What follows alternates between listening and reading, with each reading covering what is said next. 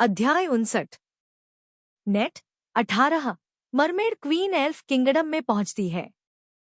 जबकि एवलिन और एलेना पूरे दिन व्यस्त थे, मिया अकेली थी जो कोलिजियम में हो रही लड़ाइयों को देख रही थी। लेकिन चूंकि ओरियन के पास आज लड़ने के लिए कोई और नहीं था, इसलिए वह ऊब गई और सो गई। तो मेरा बच्चा फाइनल के लिए योग्य हो गया है ना? हाँ, एलेना ने मिया को बिस्तर पर लिटाते हुए और उसे बिस्तर में लिटाते हुए जवाब दिया। उफुफुफु, मुझे पता था कि वह ऐसा कर सकता है। तो वह किसके खिलाफ होगा? ड्यूक की बेटी। हम लूना साइप्रस, है ना? एवलिन ने गहराई से सोचा। वह जानती थी कि लूना एक बेहद दुर्लभ और प्रतिभाशाली एल्फ है। पूरे टूर्नामेंट में उसका रिकॉर्ड देखने के बाद और यह देखते हुए कि लूना ने फाइनल के लिए कैसे योग्यता प्राप्त की थी, एवलिन जानती थी कि यह फाइनल निश्चित रूप से किसी भी अन्य से अलग होगा। टूर्नामेंट के बारे में ज्यादा सोचना न चाहते हुए एवलिन ने रात को सोने से पहले नहाने का फैसला किया।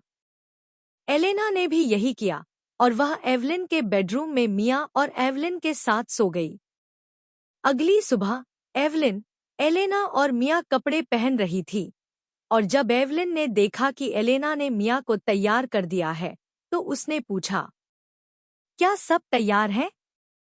हाँ, मिया ने खुशी से मुस्कुराते हुए जवाब दिया और कोलिजियम में ओरियन को देखने की उत्तेजना से भरी हुई थी। एवलिन ने हंसते हुए मिया के गालों को सहलाया जब उसने देखा कि छोटी किट्स्यून कितनी उत्साहित थी। एवलिन ने एलेना की दिशा में देखा और पाया कि वह भी तैयार थी। तीनों एवलिन के बेडरूम से निकलने ही वाले थे कि अचानक महल के सामने एक जादुई घेरा दिखाई दिया, जिसमें से एरियल और करेन निकल रहे थे। टस्क, एवलिन ने यह देखकर अपनी जीभ चटकाई कि उसके महल में कौन आया है। एलेना ने एवलिन के मूड में बदलाव देखा और उसने पूछा, क्या हुआ? वह यहाँ है। उसे आश्चर्य हुआ कि उन्होंने कमरे से बाहर जाने के बजाय प्रतीक्षा करने का फैसला क्यों किया, लेकिन बोलने के लिए अपना मुंह खोलने से ठीक पहले मिया को एवलिन के बेडरूम की ओर किसी के कदमों की आहट सुनाई दी। कौन है? एलेना ने पूछना शुरू किया, लेकिन महल को स्कैन करने के लिए अपने ओमनीविजन कौशल का उपयोग करने के बाद बीच में ही रुक गई।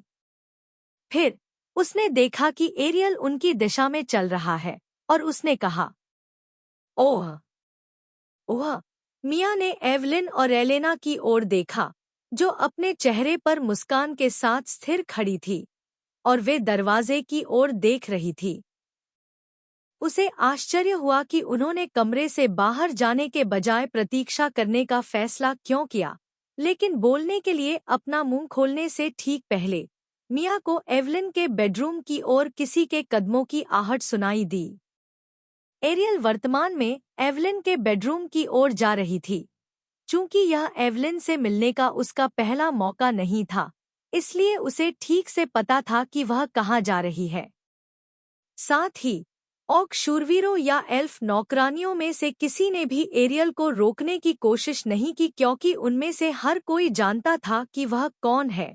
इसलिए उन्होंने सम्मानपूर्वक सिर झुकाया, क्योंकि समुद्र की देवी अपनी सबसे अच्छी दोस्त एल्फ देवी से मिलने आई थी। हनी, मैं वापस आ गई हूँ, एरियल ने जोर से कहा। एवलिन के बेडरूम का दरवाजा खोल दिया और उसे दीवार से टकरा दिया। यह सुनकर कि उसकी रानी कितनी अजीब तरह से उत्साहित थी, कैरन ने अपने चेहरे पर हथेली रखते हुए एक आह भरी और आश्चर्य हुआ कि उसकी रानी इतनी बेशर्म कैसे हो सकती है। इस बीच इतने लंबे समय में पहली बार अपनी सबसे अच्छी दोस्त को देखने के बाद एवलिन केवल मुस्कुरा सकी। वह खुश थी कि उसकी सबसे अच्छी दोस्त अभी भी पहले की तरह खुशमिजाज और जीवंत थी। नमस्ते, एरियल। एवलिन के चेहरे पर मुस्कान देखकर एरियल ने भी मुस्कुराकर एवलिन की ओर कदम बढ़ाया और अपनी सबसे अच्छी दोस्त को गले लगा लिया। एवलिन, मेरी जान, मुझे तुम्हारी बहुत याद आई। एवलिन ने हंसते हुए अपनी बाहें फैला दी और अपनी सबसे अच्छी दोस्त को गले लगा लिया। एवलिन की ओर चलते हुए एरियल को एवलिन के बड़े स्तनों की एक बेहतर झलक मिल गई और वे पहले से कहीं ज्यादा बड़े और प्रभावशाली लग रहे थे। Oh my! अपने होठों को चाटते हुए एरियल की उंगलियां अपने आप ही हिलने लगी, मानो वे एवलिन के विशाल स्तनों को पकड़ने के लिए इंतजार नहीं कर सकती थी। हनी, तुम और भी ज्यादा खूबसूरत लग रही हो। एरियल ने अपनी बात खत्म करने का इंतजार नहीं किया। इसके बजाय उसने तुरंत एवलिन के पीछे टेलीपोर्ट किया और उसके विशाल स्तनों को छूने का इरादा किया। हालांकि इससे पहले कि उसके हाथ उसके लक्ष्य पर पहुंच पाते, एवलिन ने अचानक अपनी स्थिति एलेना के साथ बदल ली, जिससे एरियल ने एलेना के स्तनों को छूने के बजाय उसके स्तनों को छूना शुरू कर दिया। हाँ, एलेना ने एक प्यारी सी कराह निकाली, जिससे जलपरी रानी काफी खुश हुई और वह और भी उत्तेजित हो गई, क्योंकि वह एलेना के सुंदर आकार के स्तनों को सहलाती रही। एलेना ने भागने की कोशिश की, लेकिन एरियल की ताकत उससे कहीं ज्यादा थी, इसलिए एरियल ने उसे अपनी पकड़ से भागने नहीं दिया।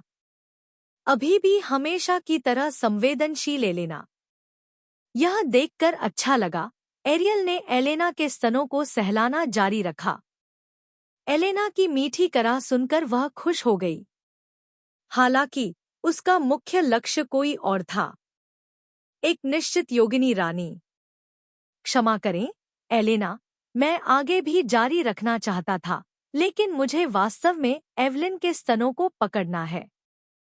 @novelbin @। एरियल अचानक एलेना के बगल से गायब हो गया और एवलिन के पीछे एक बार फिर दिखाई दिया, पीछे से उसके स्तनों को पकड़ने के लिए उत्सुक, लेकिन एवलिन कमरे के किनारे पर टेलीपोर्ट हो गई। एरियल ने फिर से कोशिश की, लेकिन एवलिन हर बार बच निकली। अब एरियल को गुस्सा आने लगा था।